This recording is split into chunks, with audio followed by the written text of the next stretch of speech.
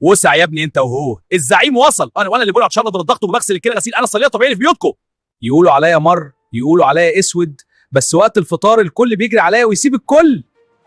عارفين ليه؟ عشان انا عرقسوس، يعني ملك السفرة اللي ملوش بديل.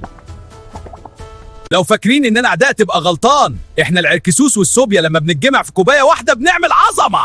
طعمنا يجنن، ميكس الزعيم والدلوعه اللي هيخلي فطارك في حته تانية خالص.